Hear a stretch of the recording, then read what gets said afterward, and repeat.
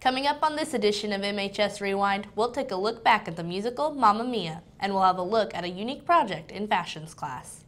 And in sports, we'll have previews of girls and boys basketball, swimming, and wrestling. Good afternoon, MHS. I'm Carson Hacker. And I'm Emmy Carroll. We'll have all those stories and more coming up on this edition of MHS Rewind.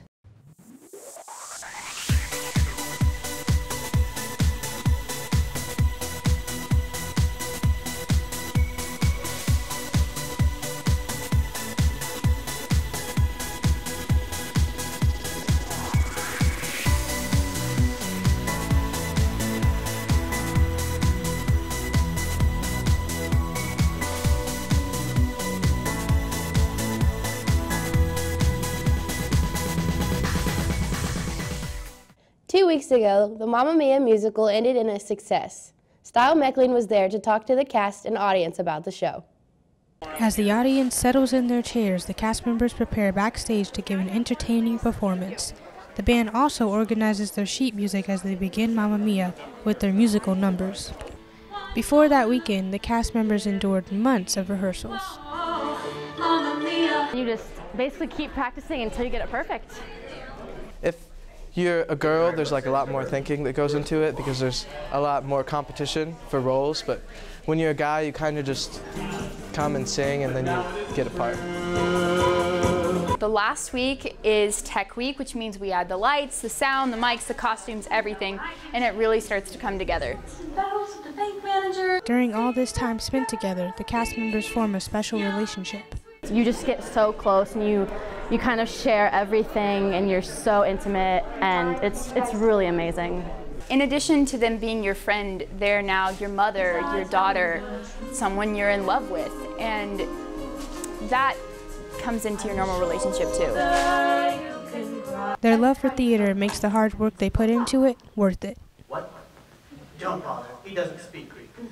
Theater, it's just a chance to put yourself out there, and it's a chance to be someone that you normally aren't.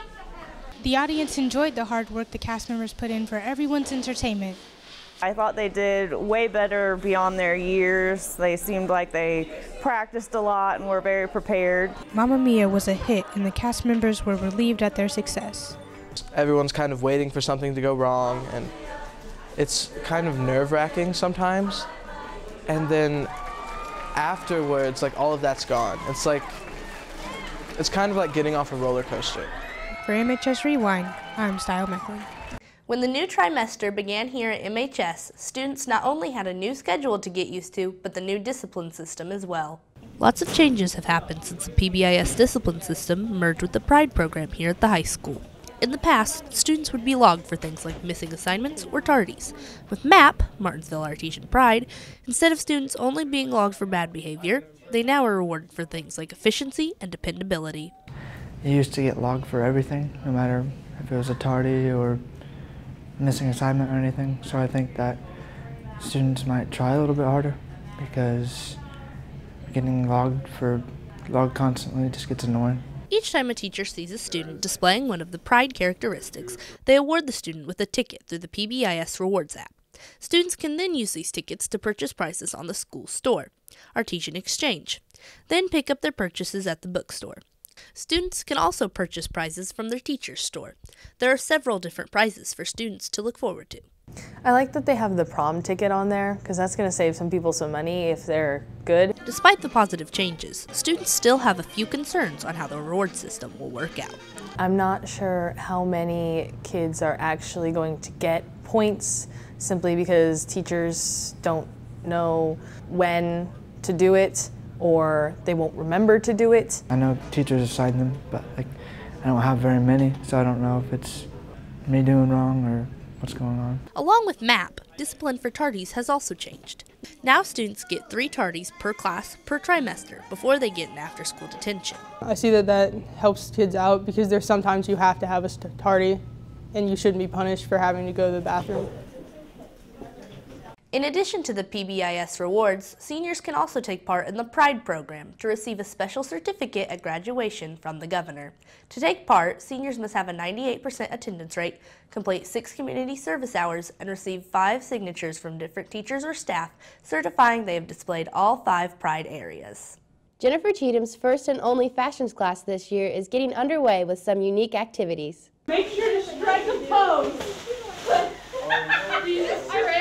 I decided to teach fashions class because I enjoy sewing, I like creating things, and there's not every day that you can teach your passion, so it just kind of made a good fit. Jennifer Cheatham has a strong passion for teaching and is always up to taking on a challenge. She took on her first ever fashions class this year with no curriculum to follow.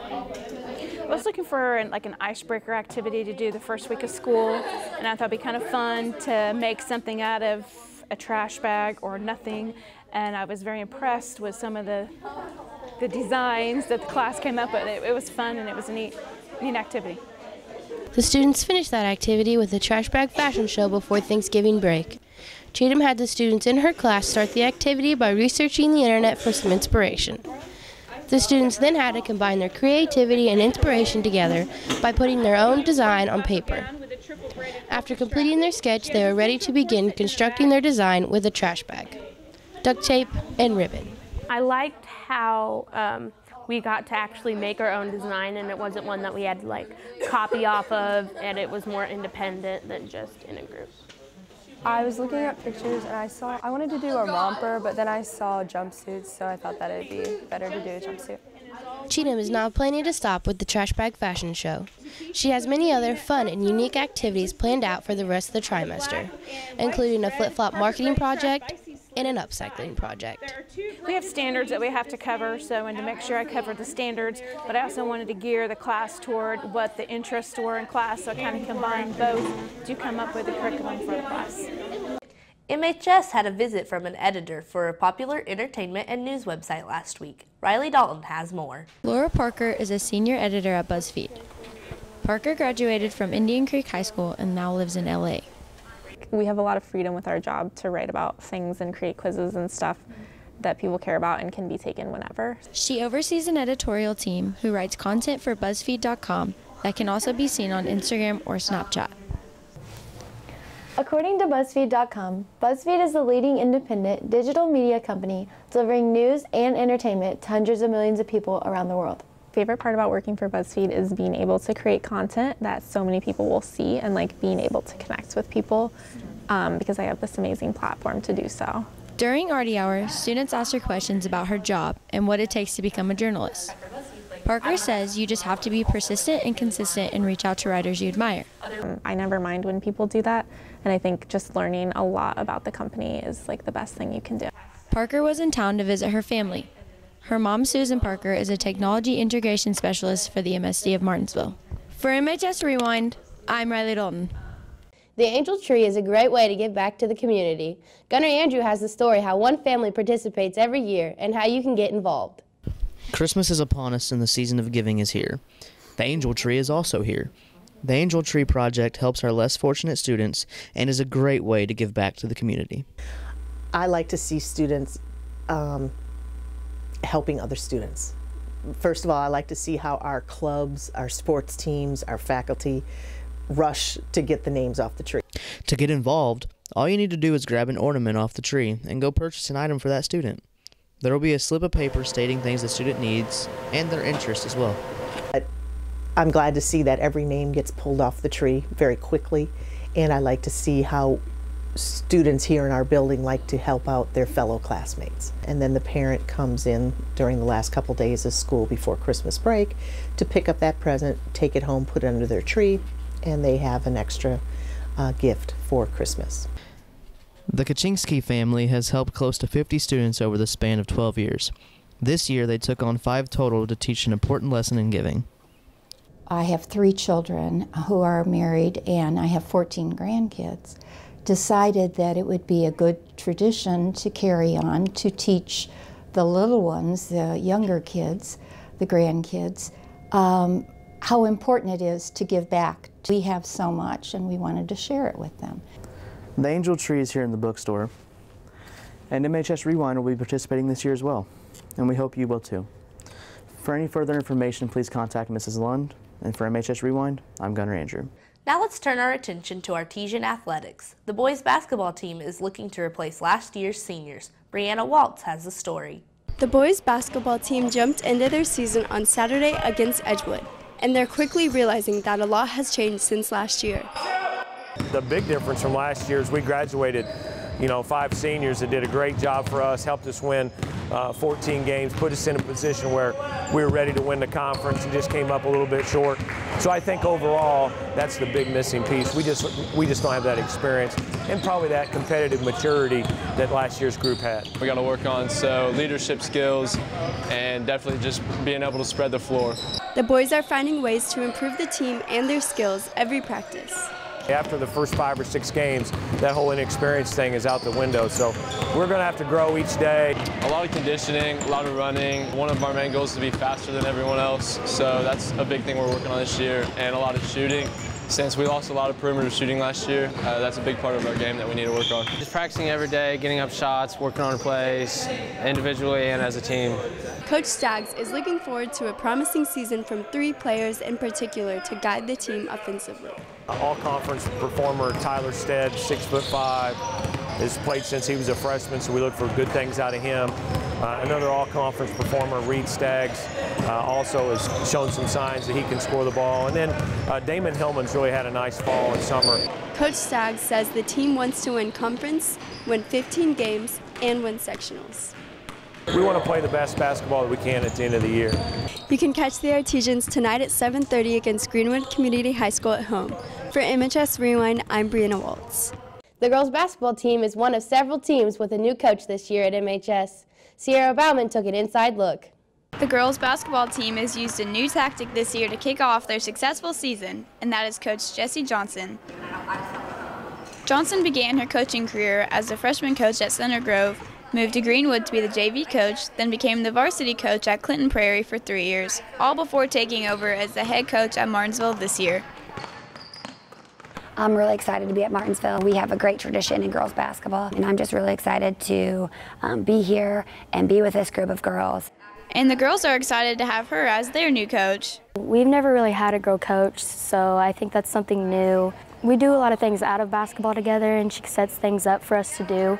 So that kind of helps us all bond and get to know each other better, and I think that's really good for us. The fact that she's younger and she's closer to our age, so she gets us a little more. We all mesh really well together. The girls say Johnson brought a different type of energy this year, but for the better. She just really wants to go, go, go. We always come into practice and we're sluggish and things like that, and she's a person that always keeps us up tempo. Our coach has helped a lot. I think she brings something new that we haven't ever had before and that we didn't have last year. She brings a lot of energy, which everybody sees. Johnson believes her activity on the sidelines during games was influenced by her high school basketball coach Mike Armstrong from Perry Meridian and the boys coach Mark Barnheiser. Mike Armstrong was very active and animated on the sidelines, and then also the boys coach Mark Barnheiser was kind of very intense, and he got really loud on the sidelines too, so I see some of him in myself also. We get down a lot during games, if we had a bad possession or anything like that. She always tries to pick us up to get us going, and she's definitely a screamer.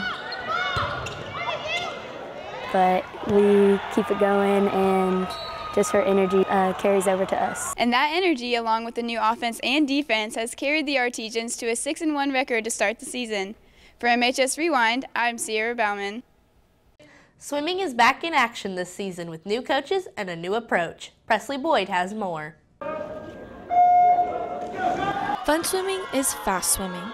That is exactly what the 3 new swimming coaches are teaching to their athletes.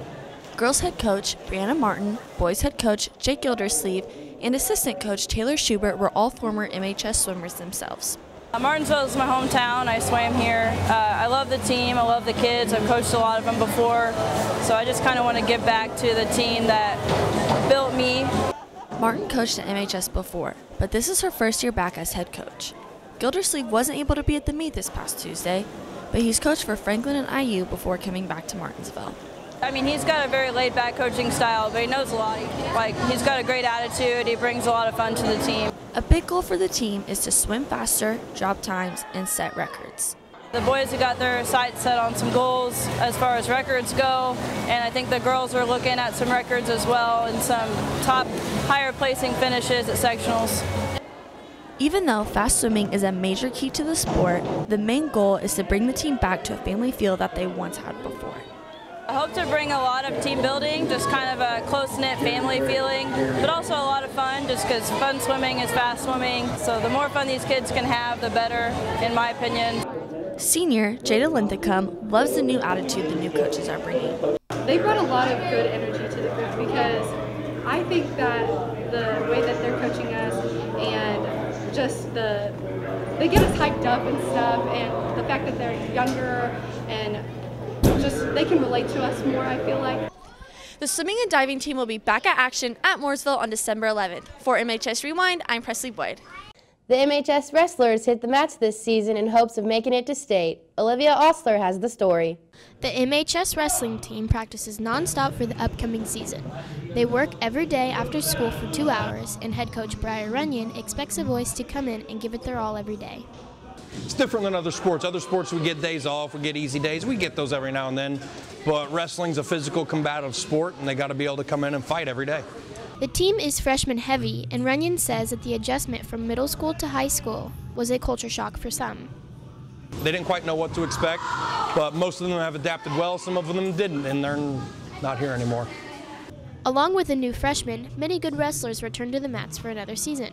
Will Nix made it to semi-state last year, along with Micah Dotson, who was also ranked 12th in the state. Me personally, state championship, as a team, state championship, obviously, but I just want to improve individually better, and as a team, I want to do better. And Griffin Stein is ranked 15 in the state, wrestling 195. I'm hoping I can get 34 wins, which will put me at 100 career wins, and obviously a state placement, state championship, that type of thing. Runyon has the same goal for all of his wrestlers as well. Finish at the bank, finish at state. We lost our streak last year. We're looking to restart it and keep it going strong. The boys will be wrestling the Bloomington Invite this Saturday. For MHS Rewind, I'm Olivia Osler. That's it for this edition of MHS Rewind. For Carson Hacker and the rest of the RTV2 class, I'm Emmy Carroll. Thanks for watching and enjoy the rest of your day.